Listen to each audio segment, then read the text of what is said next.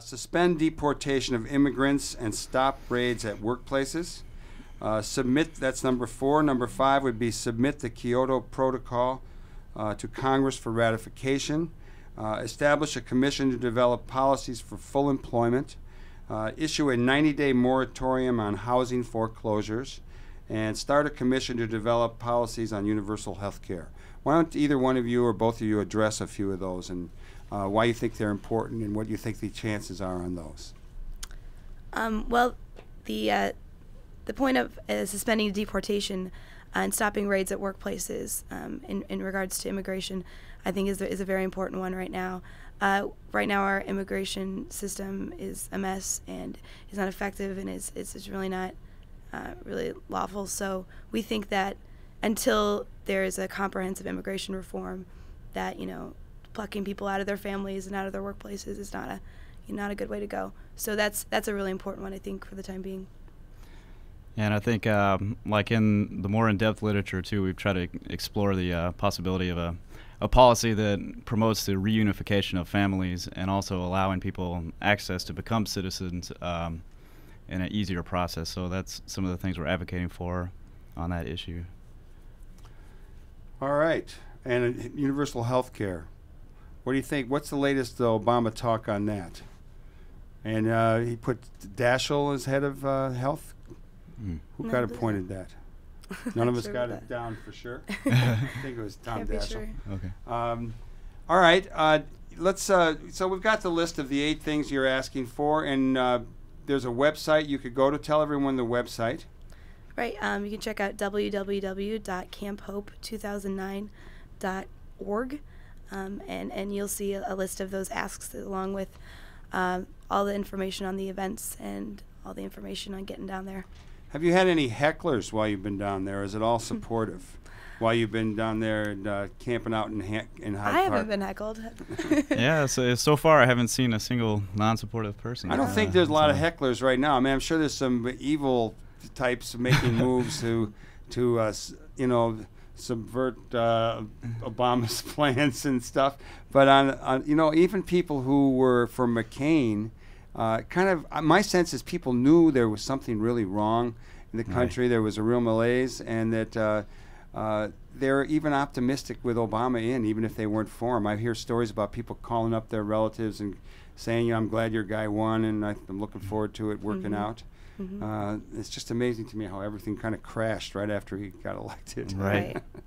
Why don't you, I'm going to get you ready to do a little singing in the next few minutes, and that way we get to bring Helen Hedberg in with you with Joshua Bollier, and you don't sing, Ann. I'm not a singer. I won't subject the audience to this. No. Tell us a little bit about some of the workshops that you have going on, if you want to. So, because there's a lot of things. There's every day. At least once a day there's something going on, and why don't you share a couple of them with us that you think are really worthy of people's attention and some of your favorites? Well, I'm really looking forward to an event on Thursday, January 8th. It's going to be a presentation called Abandoning War, A People's Agenda. It's going to be presented by Michael McPherson, Colonel Ann Wright, and Stephen Kinzer. And some of you may be familiar with Colonel Ann Wright as an outspoken retired Army official who resigned after the 2003 invasion of Iraq. I think that'll be a really great event. And then on Sunday, January 11th, we have the Witness Against Torture Forum from Guantanamo to the streets of Chicago. Mark Falkoff is going to be presenting there. He's represented some of the detainees at Guantanamo.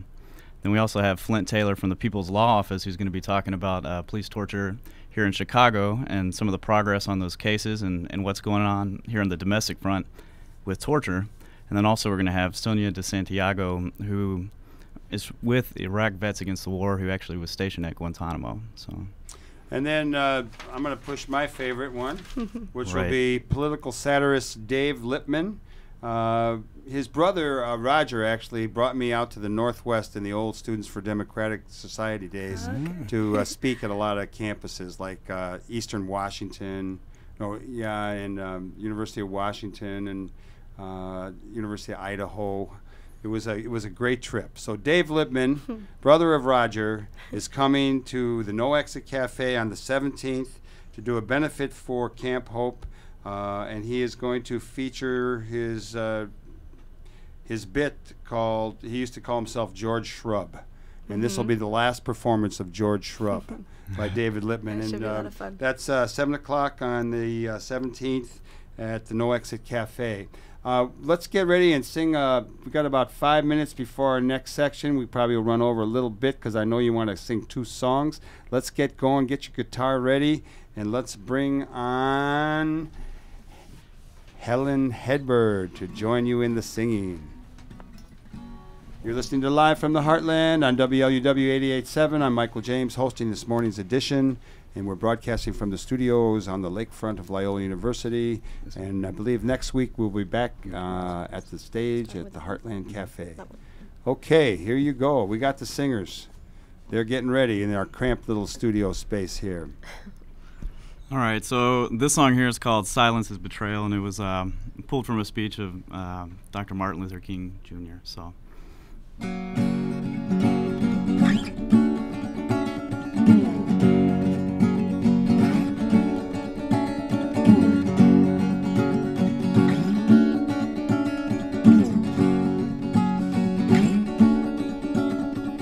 Don't sleep now, speak out now.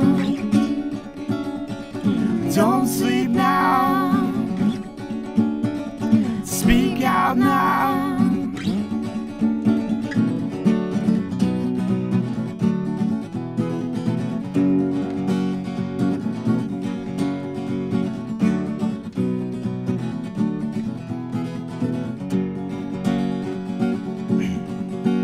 Well, it's times like these when silence is a betrayal,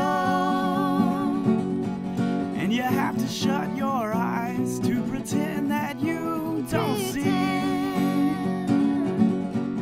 that our morality and our position, it is so frail,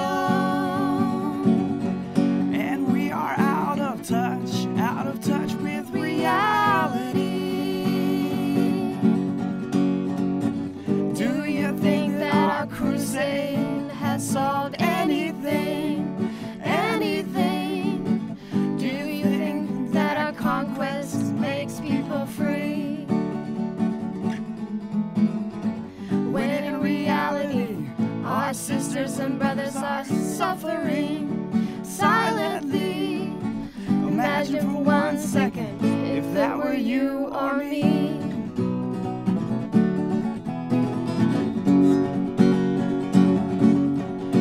Well, it's times like these that require a fierce urgency. If we are to change the destructive curse of the past, we must speak out now with the courage to act boldly. We must stand up strong and stand up fast. Does our spirituality mean anything? If we stand by and close our eyes? When in reality, our sisters and brothers are suffering desperately, can we blame them when they take up arms?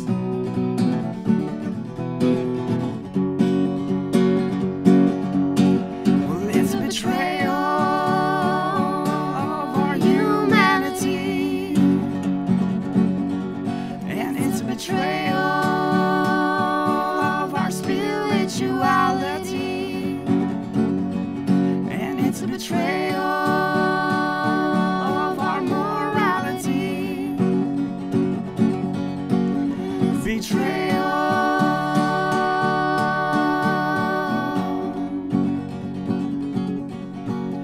Well, don't sleep now, speak out now. Don't sleep now, speak out now.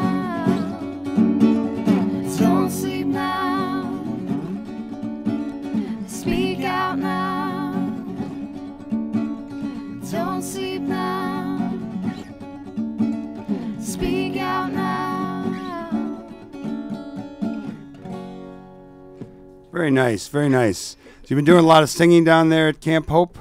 Oh, yeah, we did a little bit of singing. And The kickoff. there was a couple other groups out there as well. So, yeah. Well, let's do one more, and then we'll round out this section, and you'll be back there doing your vigil down at Camp Hope.